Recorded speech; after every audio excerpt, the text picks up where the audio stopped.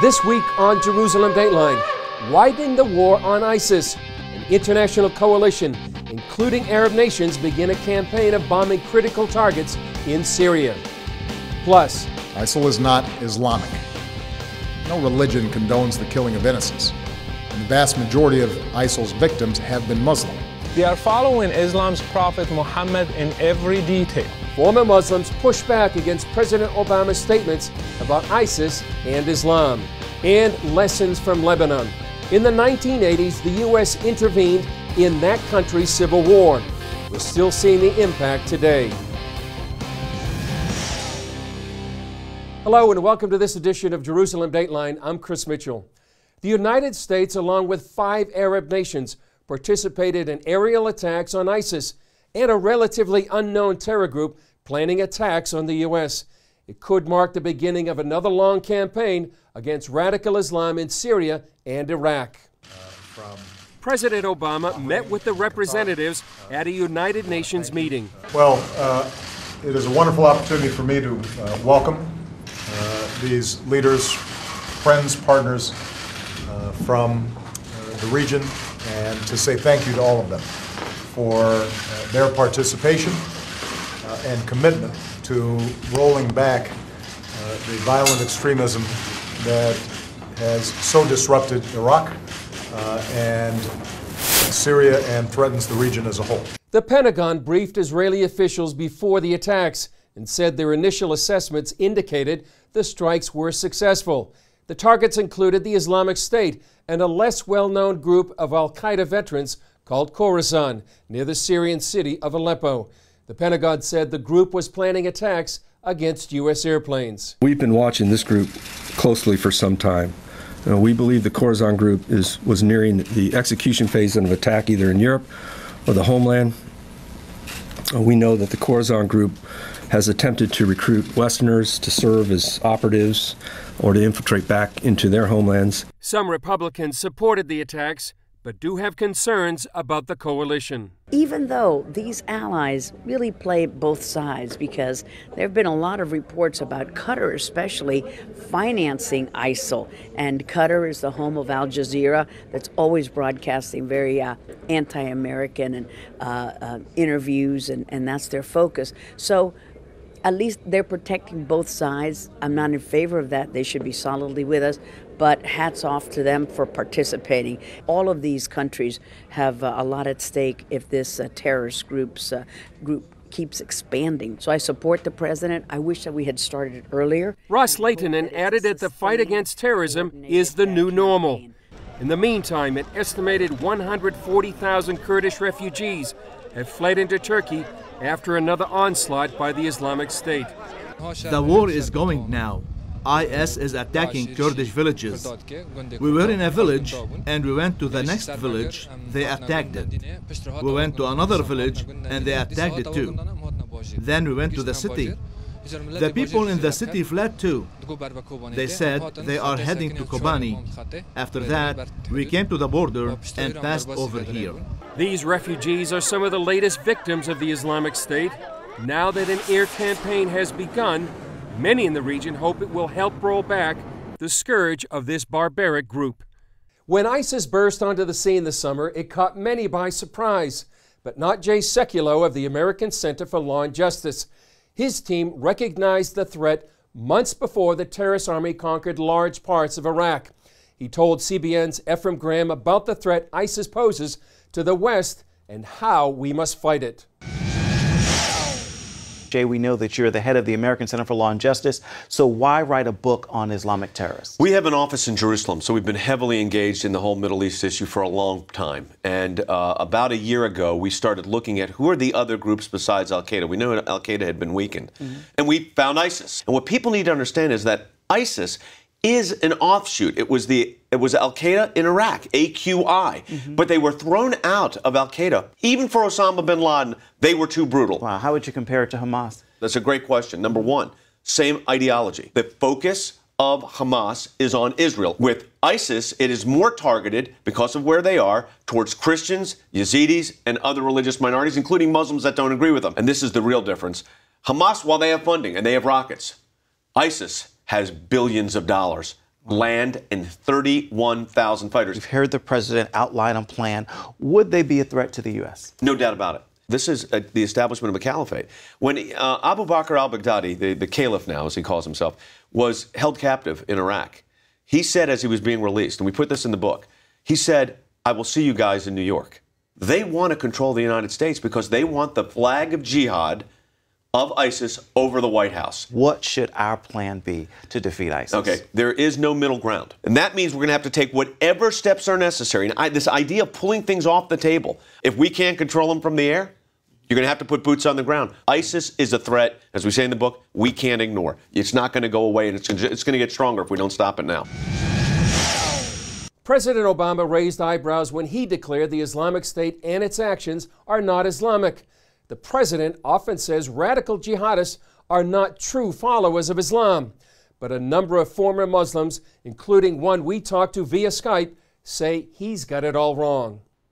In both his primetime speech to the nation and his UN speech to the world, President Obama defined Islam and the Islamic State as he sees them. At the same time, we have reaffirmed again and again that the United States is not and never will be at war with Islam. Islam teaches peace. ISIL is not Islamic. No religion condones the killing of innocents, and the vast majority of ISIL's victims have been Muslim. It may not be the Islam President Obama wants, but some former Muslims say the religion and practices embraced by the Islamic State come straight from the Quran. They are following Islam's Prophet Muhammad in every detail. Brother Rashid is a former Muslim who grew up in Morocco. He hosts the television show Daring Question and gave this response to President Obama's claim. I can tell you with confidence that ISIL speaks for Islam. Allow me to correct you, Mr. President. ISIL is a Muslim organization. Its name stands for Islamic State. So even the name suggests that it is an Islamic movement. He quoted chapter and verse from the Quran. You think that ISIL does not speak for Islam because they beheaded an American and they killed those whom they consider infidels. In fact, beheading is commanded in the Quran, in Surah 47, the 4th verse. It says, when you meet the unbelievers in fight, smite at their necks. So this idea that what ISIS is doing is un-Islamic is not true at all. It's pure Islamic. And former Muslim Noni Darwish says it all leads to the ultimate goal stated in the Quran. The goals of the Islamic State is to empower itself to control the whole of the Middle East and expand to achieve the goals of Islam, of converting the whole world into one Islamic State, forcing Islam on the rest of the world. Rashid adds that just because these radicals kill other Muslims, it does not make them un-Islamic. You might ask, then why does ISIL kill other Muslims? The answer is that they consider them infidels, not Muslims. Both Rashid and Darwish warn that political correctness masks the true danger of ISIL and puts the whole world at risk. People have to wake up because the essence of our Judeo-Christian values and our way of life is at stake. The truck exploded less than 30 yards from the embassy building entrance. Up next, 30 years ago, terrorists attacked the U.S. Embassy in Beirut. How lessons learned from that day are still affecting Middle East policy today. Welcome back to Jerusalem Dateline. Some believe the U.S. should work with our enemies against ISIS. Others point out that history proves bad choices often lead to disaster in the Middle East. Case in point, the deadly terror attack against the U.S. Embassy in Lebanon 30 years ago. Here's Gary Lane with an important history lesson. During the 1980s, Lebanese terrorists backed by Iran targeted the United States. It was about 30 years ago I was here on assignment in Beirut, and we received word that the U.S. Embassy had been attacked in East Beirut by a suicide car bomber. The truck exploded less than 30 yards from the embassy building entrance. We rushed up to the location. When we got there, I'll never forget it.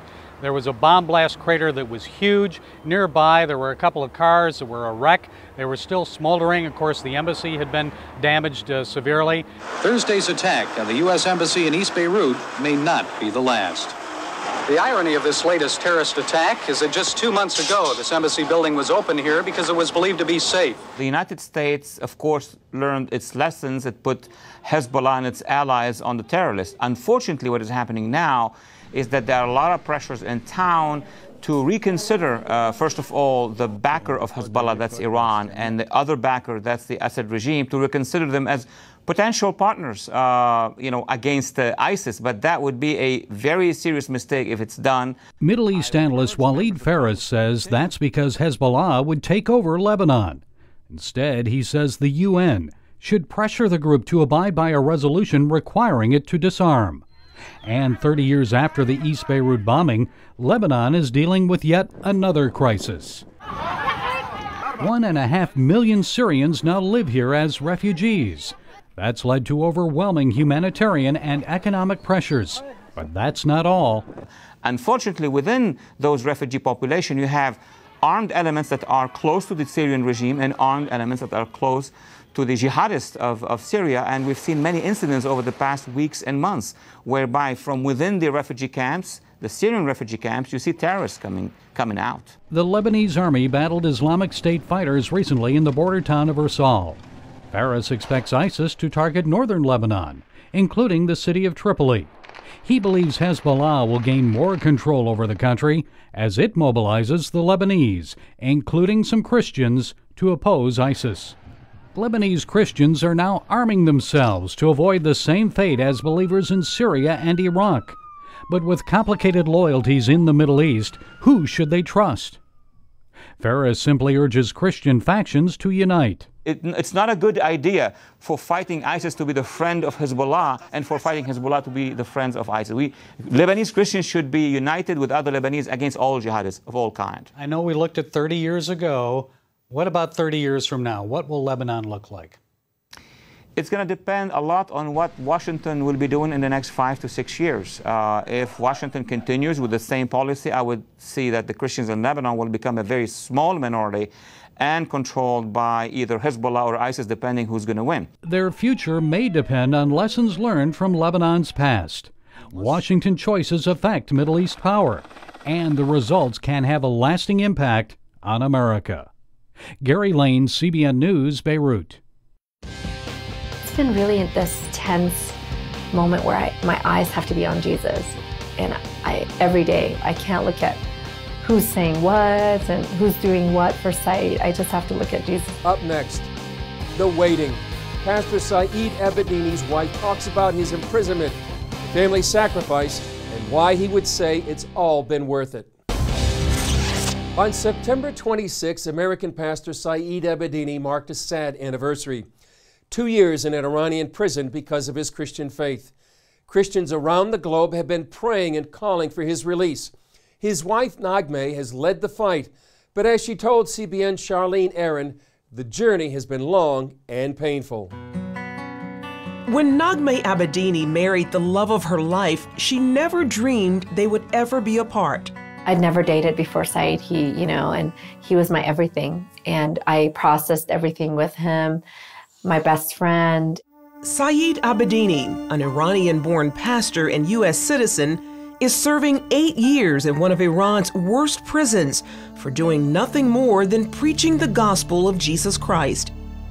The Iranian government also calls him a national security threat for openly practicing his faith outside of their country. While in prison, Abedini has endured torture and threats from guards and fellow inmates. He has also suffered from internal bleeding and other health issues, but prison officials have denied him proper medical attention. Now, 2 years later, he faces yet another threat inside the prison walls from members of the terror group ISIS. They've been beheading Christians all over Iraq and Syria. And here's someone who converted from Islam, and he's an American citizen, and so they want his life in that prison. So it's been really intense for him in that prison. Saeed's parents can visit him once a week, but he has not been able to call his wife back home in the U.S. My heart cries because it misses Daddy. It's a painful reality for Nagme and the couple's 2 young children. I pray that Dad come back home, but he's still not back home. My son was 4 and my daughter was 5. My daughter just turned 8, so this was her 3rd birthday without him. But looking at them and realizing, especially when I heard the 8-year sentence, thinking, they're going to be teenagers. And I never imagined, just too painful to realize my kids will grow up without their dad. And it's been a painful journey. I've had a lot of emotional days. My name is Nagme Abedini. Nagme has turned that pain into a crusade for her husband's release. She has taken her case to both the United Nations and the U.S. Congress. She says at times she feels abandoned by her country. There has been no efforts to get him out outside of a few statements here and there. I really do believe that Iran, if there's incentive, they will release him if someone's stern with him. The UN recently issued a report on Abedini's case, in which it strongly condemned Iran and called for his release. First, Saeed and his wife felt bitterness against Iran. Now, Nagme prays for her husband's captors, and that God would use Saeed's story for his glory, even if that means she never sees him again. It's been really this tense moment where my eyes have to be on Jesus. And every day, if I turn it to Iranian government and what they're saying or our government, I will fall. I can't look at who's saying what and who's doing what for Saeed. I just have to look at Jesus. Because Saeed believes in forgiveness of sin through Jesus Christ. One positive result of her journey, a unique platform to share the gospel. You know, just all over the world, to sitting across from ambassadors to government officials, and each time telling them that Jesus is the answer. It's a message Saeed also shares even while in chains.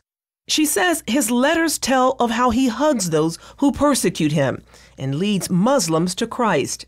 He's in the darkest place, and he's sharing Christ where they would never have a chance to hear about Christ if he wasn't there. You know, I've heard that some of the prisoners have said, I don't feel in prison anymore. I feel free because I found Christ. She says while her heart aches for her husband's safe return, his story is strengthening the body of Christ around the world.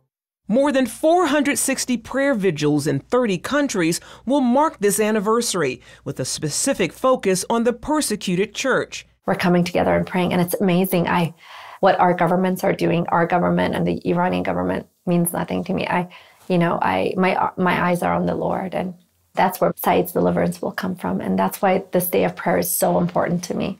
That's why Nagme says she will keep trusting and believing. I had to take it to the Lord and say, I want my husband, but home soon now. But even if something happens to him, I'll be okay. You're a good God, like Shadrach, Meshach, and Abednego, and saying, God will deliver me. But even if he doesn't, and I had to, sacrifice my Isaac and say, I give it to you. I give my future, my life to you. And whatever happens, I'm going to be okay. She's confident that Saeed would agree.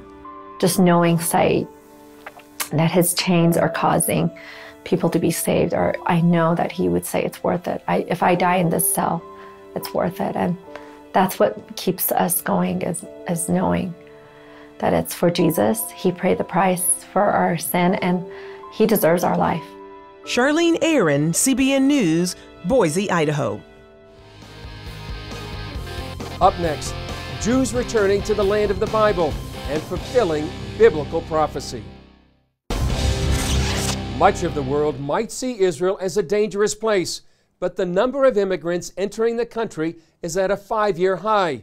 We met with some of the last group to come to Israel before the end of the Jewish New Year. These immigrants came from one of the world's hotspots, Ukraine. When 19-year-old Alexandrina Zolodev saw her family safely on the ground in Israel, she couldn't stop crying. When I saw them, I cried a lot. My mom cried too.